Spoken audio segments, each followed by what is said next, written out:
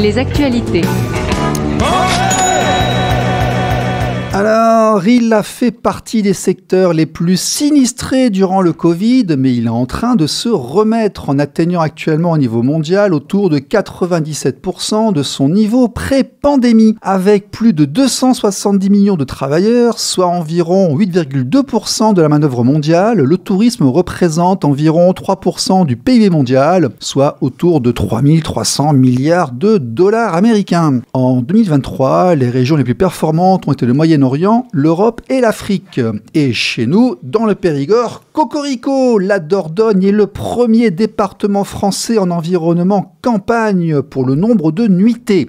D'ailleurs ici, durant le Covid, ça a plutôt bien marché. Et le tourisme chez nous, ça compte. 3 millions de touristes par an, 868 millions d'euros pour le territoire, soit 22% de l'activité économique. Des métiers parfois difficiles, mais aussi par endroits un véritable appel à l'excellence. Le haut de gamme, ça fonctionne.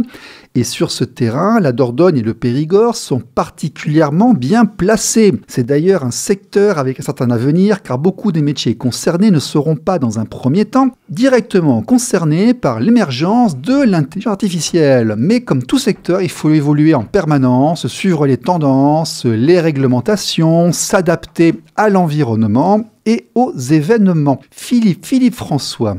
Le tourisme dans son ensemble, quels sont les challenges de demain, l'intégration des technologies? Est-ce que ce magnifique paysage qu'on vient de brosser, que beaucoup nous jalousent, là, nous envient, est-ce que ça restera vert pour toujours? Alors, si vous faites une allusion, bien sûr, à l'environnement, c'est clair qu'en même temps, c'est une très grande industrie mondiale qui se développe, qui continuera à se développer dans les années à venir, parce que l'humain est un nomade de tout temps, donc l'humain souhaite voyager. Mais c'est vrai que c'est aussi un des secteurs les plus polluants, si l'on prend en considération les bateaux de croisière, les avions, la voiture, même les trains. Donc, est-ce que ce sera vert?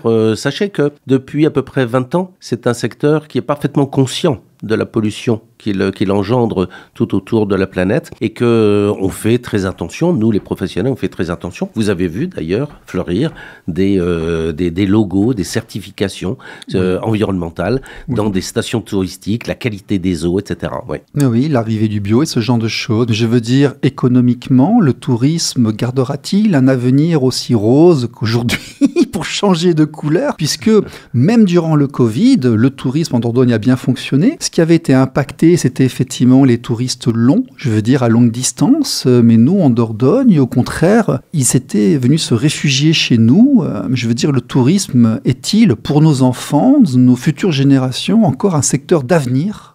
Complètement, mais en tant que citoyen, c'est un secteur d'avenir parce que on souhaitera voyager.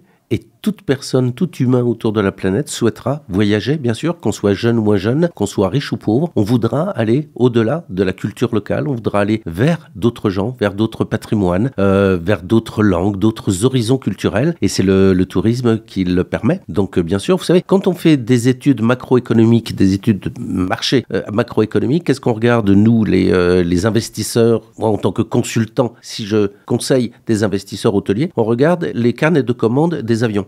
Dans 20 ans, il y aura 2 fois plus d'avions qu'aujourd'hui. Ouais, y a des donc, il y aura 2 fois plus de chambres d'hôtel. Oui. Il y aura probablement, allez, si c'est pas 2 fois, c'est 1,5 fois plus de tourisme. Donc, bien sûr. Alors, ce sera pas forcément au long cours. Ce pourrait être aussi à court séjour ou à courte distance. Et ça, c'est un phénomène nouveau que nous rencontrons avec cet intérêt ou cette intégration de l'environnement dans le tourisme. D'accord, bon, écoutez, effectivement, tous ces gens, il faudra les recevoir et s'en occuper. C'est la base de cette industrie, on en parle tout de suite, c'est l'invité de la semaine, c'est Philippe François.